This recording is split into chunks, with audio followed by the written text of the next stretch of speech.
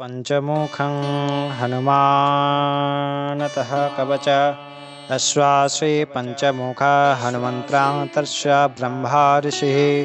गायत्री छन्द्यः पंचमुख विराट हनुमान देवता ह्रीं बीजं श्रीं शक्तिः क्लौं किलकं क्रूं कवचः क्रूं अस्त्राय फट् इति दिग्मान्धः। श्रीगरुड उवाच अथ ध्यानं प्रवक्ष्यामि शृणु सर्वाङ्गसुन्दरीः यत्कृता देवदेवेन ध्यानं हनुमतः प्रियं पञ्चवक्त्रं महाभीमं त्रिपञ्चनायनुतं बाहुभिर्दशाभिर्युक्तं सर्वकामार्थसिद्धिदं पूर्वं तु वानरं वृक्तं कोटिसूर्यसमप्रभं द्रष्टाकरालवदनं बृहत्कोटिकोटिलक्षणम् अश्वैवा दक्षिणं वक्तं नरसिंहं महाद्भुतम् अत्युग्रजेते यो वा पुंसं भीषणं भयनाशनं पश्चिमं गरुडं वक्तं वक्रतुण्डं महाबलं सर्वनागप्रमाशनं विभूषाभूतादिकृतानम् उत्तरं शौकरं वक्तं कृष्णं दीप्तं नभोपमं पातालसिंहावेताल जलरोगादिकृन्तनम् ऊर्ध्वं हयाननं घोरं दानवान्तकरं परं येन भक्तेन विप्रेद्र तारक्याख्यानं महासुरम् यघानः शरणं तथा स्यात् सर्वशत्रुहरं परं ध्यत्यापंशमुखं रुद्रं हनुमन्तं दयानिधिं खड्गं त्रिशूलं खट्याङ्गं पशमं कुशपर्वतं मुष्टिं कौमुदकीं वृक्यं धारयन्तं कमण्डलुं भिन्दीपालं ज्ञानमुद्रां दशभिर्मुनिपुङ्गवम् एतान्यायुधायालानि धारयन्तं भजाम्यहं प्रेताशनोपविष्टं त्वां सर्वभयभरणः भूषितं दिव्यमालाम्बरं धरं दिव्यगन्धानुलेपनं सर्वाश्चर्यमयं देवं हनुमद्दिशतोमुखं पंशाशामुच्चातमानेकाविचित्रवर्णं रक्त्यां शशाङ्कशिखरं कपिराजवर्यं पीताम्बरादिमुकुटैरुपशोभिताङ्ग्यं पिङ्ग्याक्षामद्यामनीशं मनसा स्मरामि मर्कटेन स्वं महोताशायं सर्वशत्रुहं परं शत्रुं संहरामं रक्षासिमन्यपदामुद्धरं हरिमर्कटः मर्कटः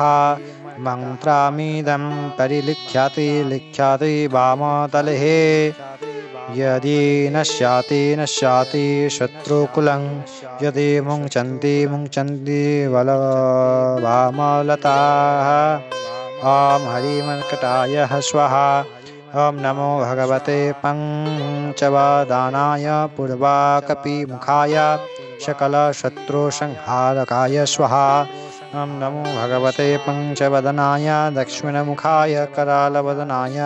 नरसिंहाय सकलभूतप्रमथाय स्वाहा। ॐ नमो भगवते पंचवदनाय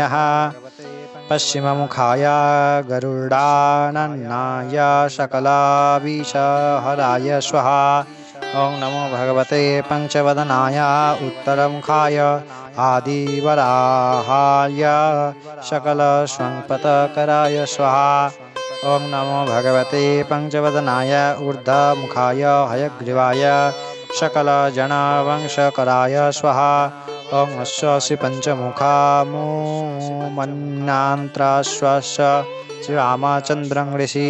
अनुष्टुप्छन्दं पञ्चमुखी वीर हनुमान देवता इति बीजं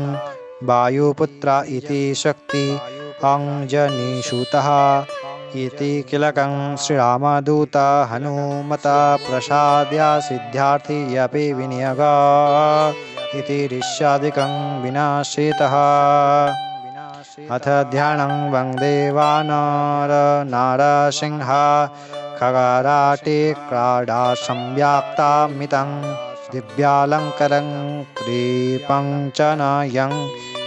दिव्यानामनं रुजा हस्त्वाजैरशिखेटा पुस्तकसुधा कुम्भं कुशाद्रिं हलः खट्टाङ्गां फणिभूषहं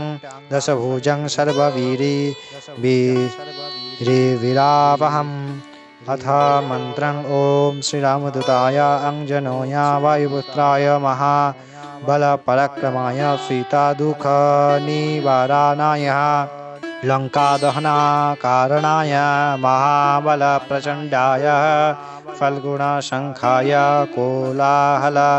सकला ब्रह्माण्ड विश्वरूपाय सप्तसमुद्रनिर्लाघनाय पिङ्गलानयनाय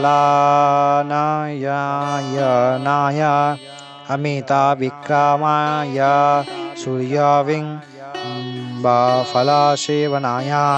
दुष्टनिवारणाय दृष्टिनिरालङ्कृताय सञ्जीवितं लक्ष्मणाय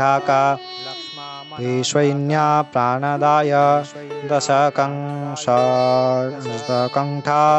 विध्वंसनाय रामष्टाय महाफाल्गुनसखाय सीतासहित रामवरप्रदाय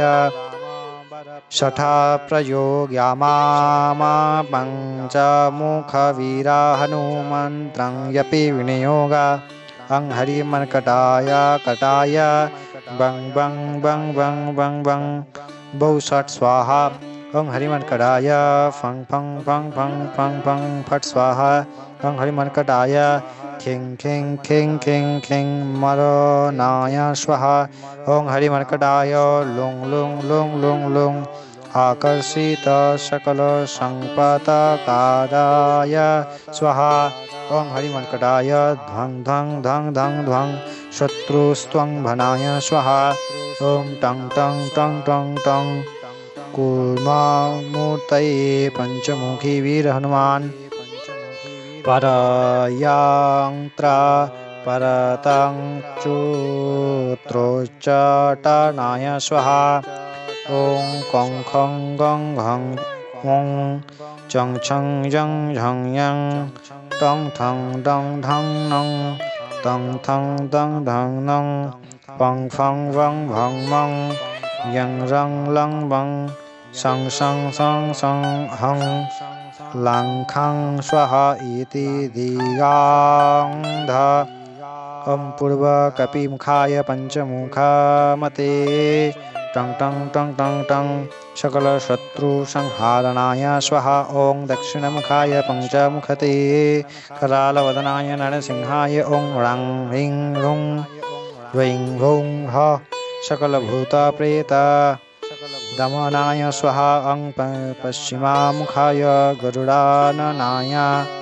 पंचमुखा हनुमते मं मं मं मं मं सकलविषहराय स्वाहा ओं उत्तरमुखाय आदिवराहाय लं लं लं लं लं नृसिंहाय नीलकण्ठमूर्तये पंचमुख हनुमते स्वाहा ओं ऊर्ध्वमुखाय हयग्रीवाय ह्रूं ह्रूं ह्रूं ह्रूं ह्रूं रुद्रमूर्तये सकल प्रयोजननिर्वाहकाय स्वाहा ओं अंजनीसुताय वायुपुत्राय महाबल सीताशोक निवारणाय श्रीरामचन्द्रं कृपापादुकाय महावीर्य प्रमाथनाय ब्रह्माण्डनाथाय कामदाय पंचमुखी वीर हनुमते स्वाहा भूतप्रेतपिशाच ब्रह्म राक्षस शाकिनी डाकिन्यन्तरिक्षाग्रह परं यंत्र परत्रं चोत्रोचट्टनाय स्वाहा सकल प्रयोजननिर्वाहकाय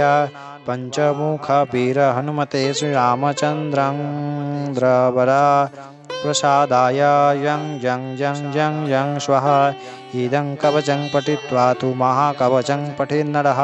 एकवारं जपेत स्तोत्रं सर्वशत्रुनिवारणं द्विवारं पठेतु पठे नित्यं पुत्रपौत्रप्रवर्धनं